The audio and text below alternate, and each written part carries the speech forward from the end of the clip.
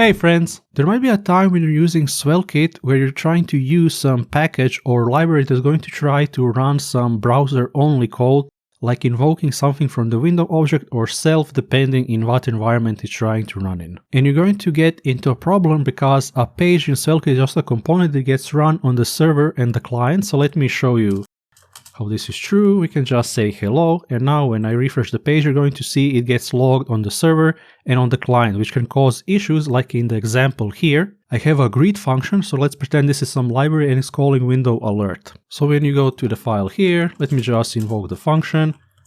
So I can say greet and everything works fine. So you're like, okay, I don't see any error. But let's see. So this is currently in client-side rendering mode, but when we refresh the page, there we get the nasty error, window is not defined. Alright, so what can you do in this case?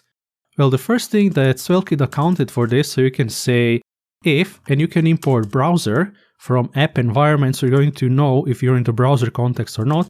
And now inside of here, you can run your code. And this is what you should always do in this case when you can. Simple as that. The next one is you can use onMount if you want, depending on what you're doing. So you can say onMount. And then you can just do it like this, and you can call greet, just save it, and everything works great. And also a bonus tip, you can also use a Svelte action, because Svelte actions are basically component lifecycle methods like onMount.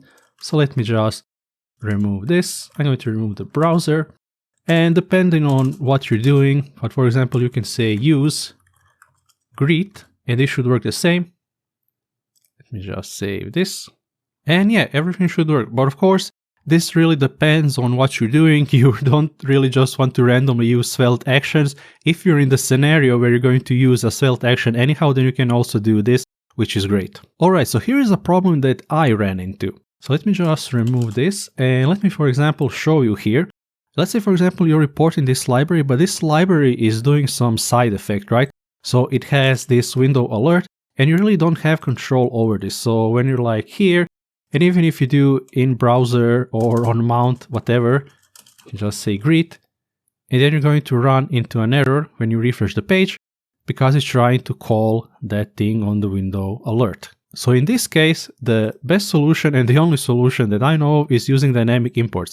So dynamic imports syntax is commonly called dynamic import, is a function-like expression that allows loading an ECMAScript module asynchronously. So you can load whatever code you need like this that says some side effect or whatever.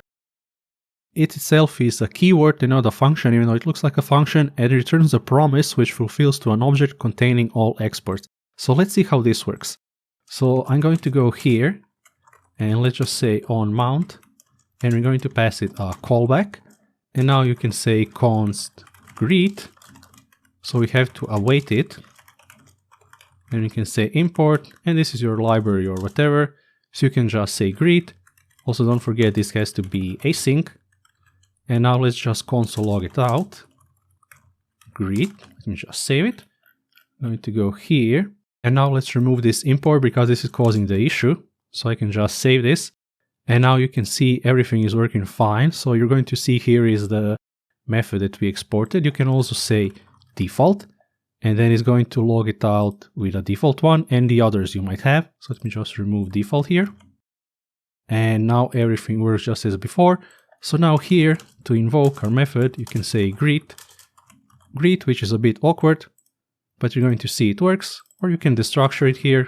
You can just do it like this. And let me just save it.